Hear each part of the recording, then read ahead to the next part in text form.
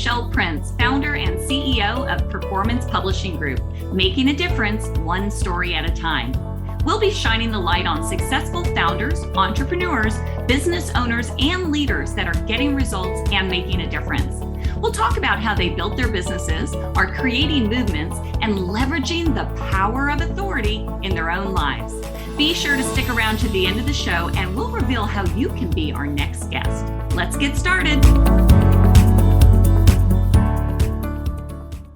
Hey, everybody. Welcome to the Power of Authority Spotlight, where we shine the light on entrepreneurs, business leaders, founders, and people that are making an impact in the world with what they're doing with their businesses. I'm excited about our guest today because she is going to be teaching us one of my, what every single author and business owner needs, and that is how to get publicity. But first, this episode is brought to you by Performance Publishing. Have you ever thought about writing a book but have no idea where to start? Well, start with Performance Publishing. Grab a free strategy call at performancepublishinggroup.com. Everyone has a book, and every business owner needs a book to use it to build their brand, elevate their thought leadership, and use it as a business card. So again, go to performancepublishinggroup.com. Our guest today is Samantha Jacobson. She is an industry leader in broadcast public relations and the founder of TenXPR. Great name for a company, by the way. Samantha began her career as vice president of public relations and events for Mitchell Gold and Bob Williams, the iconic home furnishing brand, where she led strategy for seasonal direction and key branding initiatives. She landed placements in the Washington Post, Home Decor, and others. Samantha spent more than 20 years in the entertainment industry, making connections, creating stories, and generating buzz. She was a producer at CBS News, CNN, Entertainment Tonight, and MTV Networks. She was nominated for 4 Emmy Awards and is also an award-winning journalist who served as part of the team that won the Edward R. Murrow Award in journalism. That's huge. Samantha's signature avant-garde style is one of her key assets to establish the path to success. Her approach is grounded in brand building through a deep connection with clients. And I'm super excited to have you on the show, Samantha. So welcome. Thank you for having me. I'm excited to be here. Well, I'm super excited. We were talking a little bit offline beforehand. And, obviously, we have a publishing company. We love to help authors to tell their story. But what I see over and over and over again, and what I tell them, it's not about a book. It's about your story, and it's about getting that story out to as many people as possible. And PR is one of the best ways to do that. So I want to get your thoughts on that, and like why is publicity PR so important, not just for authors but for business owners? Well, I mean, it creates brand awareness. It gives people a call to action to actually look for you. I think they say in marketing, you have to hear something 7 times before you actually go and look it up. So obviously you want people to see your brand, hear your name, and know who you are so they do find you, and it creates that growth you're looking for. Yeah. I love asking about backstories because I'm always curious, like how somebody gets to do what they're doing. Did you go to college for journalism, or how did you get started? Actually didn't. I went to Syracuse. I should have been in Newhouse, but back then, I don't want to tell my age, but the internet was just taking off. Mm-hmm. So I actually went for computer science and studies, and I thought I was going to do something with that, with the internet just taking off and all that. Started there and didn't like it. And a family friend was like, I see you TV producing. You need to be a TV producer.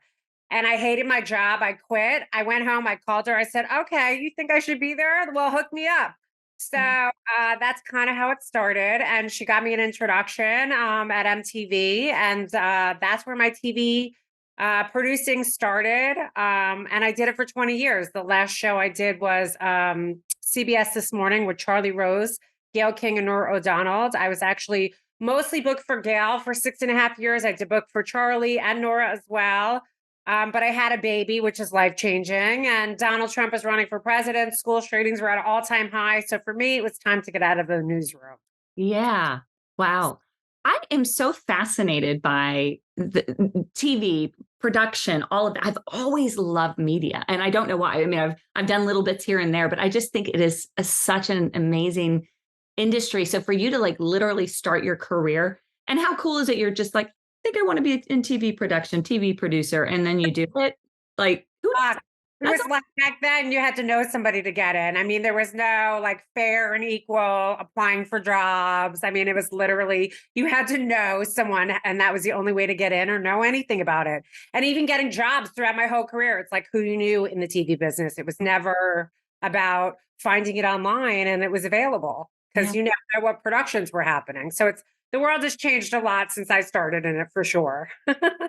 Thinking back through the 20 years, what would you say was one of the best either lessons learned or something that you took out of that industry that, you were able to kind of segue into what you're doing now and anything? Well, listen, I was a booker for most of my career, which means I was the person being pitched. I was the person that said this is a good guest and went to the executive producer and said we need to do this story. So I know what makes a good story because I was the person on the other side. So I would say that skill set is really what made me able to build my business and show people like, listen, I know how this all works. Like this is all how the ins and the outs, and why your expertise are important and how we get your expertise on this show or how it works kind of thing. So So yeah.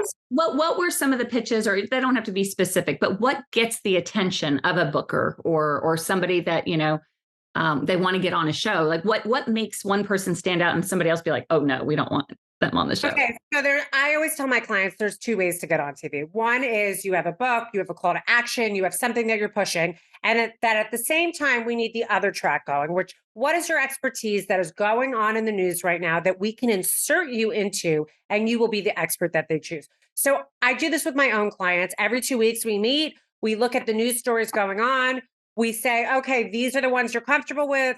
They have to give me talking points for those. Like, if you were picked, what would you say about this story? So, right there, we're hopping into what the news is and what those bookers are looking to talk about. So, if you know that's a hot story, that's how we get in. Now, they're going to do your call to action anyway and say, put your book cover up and show whatever, but it doesn't specifically mean it's about your book, but you're still going to get the plug you need on that show. So yeah, that's the quickest way and how it kind of works and how to catch the attention because they have an hour to fill every day or 30 minutes to fill every day. They are looking for the stories every day. You just have to get into their cycle. And that's pretty much how it works. I started my business back in 2009, and I believe Oprah was still on air then. And I do remember so many conversations with potential authors, and they were saying like, well, what's your goals? Why are you doing this? I want to be on Oprah. I remember that. Right. and what a great goal, right? That's a big goal. But is it true that you don't necessarily have to have that kind of, obviously nationwide exposure would be amazing, but could an author start just in their local community or in their local market? So if we're talking specific TV, you have to do local before anyone national is going to put you on TV because they need to know that you know how to speak, that you're not going to be a deer headlights, that you can talk in sound bites. So doing local is super powerful and it's a must. You have to do it. So there's the only way you're going to get to the national stages, to the talk shows, is you have to have proof that you can do these things. I love it. I love it. Yeah. So when you work with clients, so for example, we have so many different authors but their topics are all over the place. And most of them, they're all nonfiction, personal development or professional development. And some are writing them specifically to build their thought leadership, business card, credibility. Others are doing it because maybe they want to make an impact, a difference, potentially personally. So what kind of book makes it into the news, if you will? Like what kind of a topic is really relevant? Everyone's like, do you have a niche that you follow? I'm like, no, I like everything all over the place because nobody wants to hear the same story from me every day. So if authors are all over the place and different topics is great for me. And like authors, you have a point of view, you have an expertise. There's a reason why you're writing this book. And there's always something going on in the news that you could say, hey, I should have been used for this. Or you're watching TV and I was better than that expert. I should have been doing this. So those are great examples of where you fit in. And like everybody has an expertise, whether like suppose you're a stylist, right? And you work with celebrity people. You write a book on how everyday people can wear the clothes. So I had an author that did that and we got her so much press because we did what to pack for traveling, what to do for this, with all the things going on in that time frame of like Christmas time, like how do you pack to travel? And like those were the things that we're pitching and they work. So there's the other thing about TV is like they want, we call it news you can use, what people at home can learn from. So, what are tips and tricks you can teach people? What are news that people at home, regular people that are not experts like you, can learn from? So, those are also little things that work for TV and what make experts work. Yeah. Oh, I love that. News you can use. Yep. Everybody has something. Obviously, whether you write a book or not, we all have something you can share with somebody personally to help them personally or professionally. I mean, every single one of us. Half the time we're just doing it with a friend over lunch or what have you. But that's where we help people to see what the book is like. You have so much to share. You just take it for granted that you know this. And also the other thing I say to people, it's you got to dumb it down. People at home are not experts. Dumb it down, keep it simple, give them tips and tricks that they can use. Okay. I love this. So here in the Dallas-Fort Worth area, there's, and maybe every community or area would have the same kind of thing. Is that those pay-to-play type of PR opportunities? Are those? I don't do those at all. So Okay. I'm a true journalist. I believe in real journalism, and having a big sponsor thing pasted on your thing doesn't look real to me. It looks paid for. I don't think it gives the same social proof. But all the stuff I do is all real. It's all earned media. I believe in earned media, and it's true journalism. Like if somebody picks you, it's because they want to use you as the expert or they liked what you had to say. And there's no better social proof than having an ABC logo or an NBC logo next to you in this video, whether it's on set or via Zoom, which thanks to COVID, we can do local segments all over. It really opens up the forum of being able to do things multiple places and not even having to leave your home.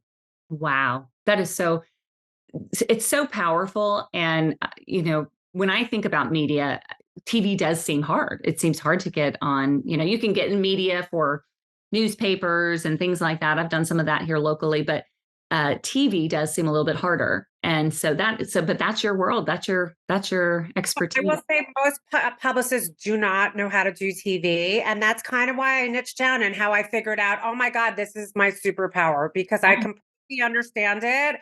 And I know how it all works. And it's a niche that most people don't. None of the names match who you're supposed to be pitching or what you're supposed to be doing. And like I said, like people don't know, dumb it down, give them tips that people at home can use and all those things. So yeah. Okay, I have to ask because a little, not starstruck, but I'm always fascinated by people like Oprah and Gail. What was it like working with Gail? I have to say, Gail is one of the best humans I've ever met, I've ever worked with. She is truly, she reads every single person's book. She listens to every single person's CD. She will come in quoting to your guests their work because she thinks if you're giving me the time to come on my show, I needed to do the work to make sure I know your work and you know it. But behind the scenes, she is the most amazing human. And it's an honor and a pleasure to have worked with her and know her. And she's even better like behind the scenes. She's just a great human. Oh my gosh. I love hearing that because, there are plenty of people you may not be able to say that about. But authenticity, I worked with Zig Ziglar early in my career, and he was the same kind of person where he was better behind closed doors even than he's just such a great human being. And so I sense that about her. So that's really. But you think Gail can't outdo herself on like nice things. And she does it for everybody. It's not anyone that works on the show. She does such kind things. And it's like, there's no one like her. There's no one like her in the business that does their homework and actually treats the people that work with her like just so amazing. So cool. So cool. So how about, obviously, for anybody interested in learning more about what you do, it's TenXPR, TenXPR.com, right? But can you give us maybe, I don't know, a couple tips for somebody listening who maybe they've never considered publicity PR. They've never even thought that they have the opportunity to get on TV. Wait, what are some things that maybe they should be doing now to prepare themselves so when they do reach out to you that, they can hit the ground running? If you're interested in doing TV and you don't feel confident, you can take classes on how to present yourself on TV. You can also practice, find 3 news stories that you think you would work for and try and write 4 to 6 talking points. I actually had a master class that I was teaching about just that. I mean, it's like a boot camp, like how to prepare yourself. And it's like knowing how to talk in sound bites, knowing how to be able to listen to an anchor when they're talking to you.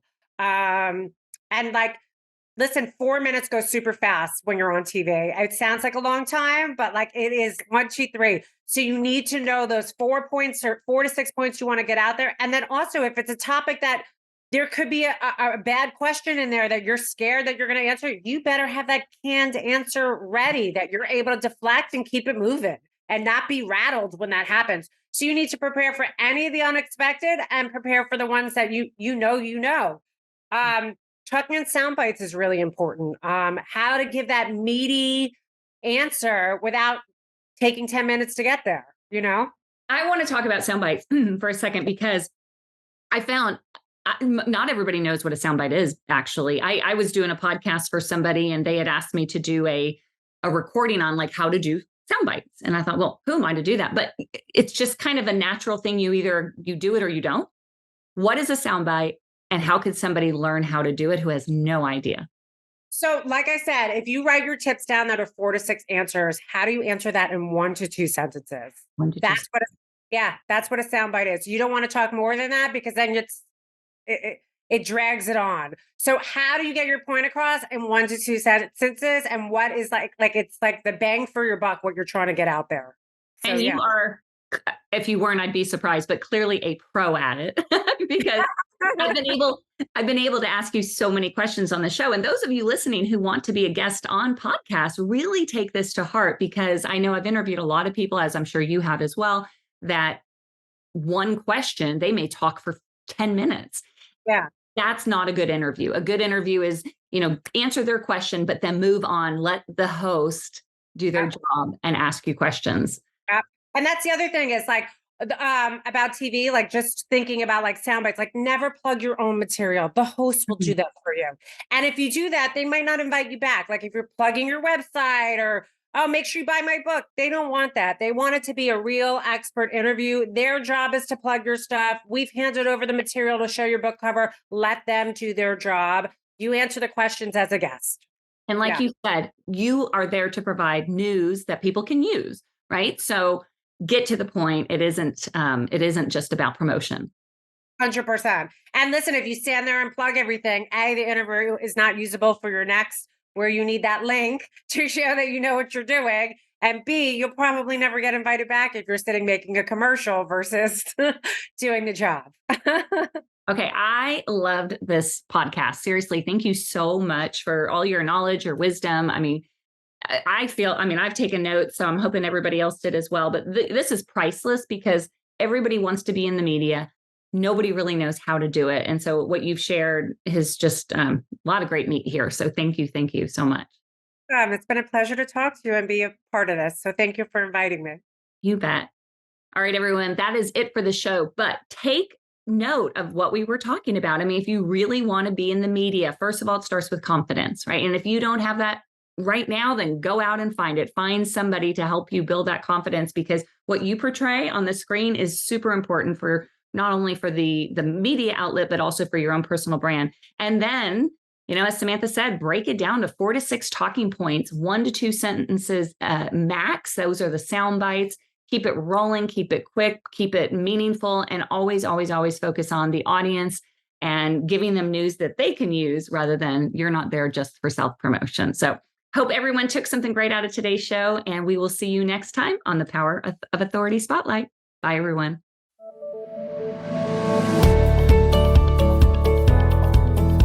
Thanks so much for listening to the Power of Authority Spotlight. If you are a successful founder, entrepreneur, business owner, or leader that's getting results and making a difference, and you'd like to be on this program, please visit performancepublishinggroup.com/podcast to apply.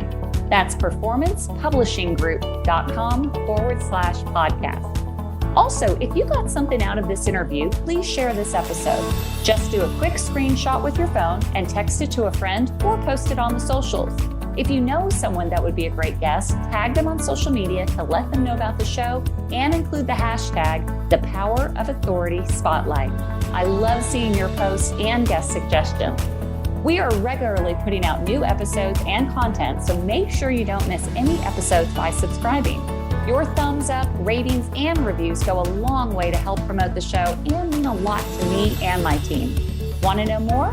Go to our websites, performancepublishinggroup.com or michelleprince.com, and follow me on LinkedIn, Facebook, and Instagram. Thanks so much for listening, and we'll see you next time.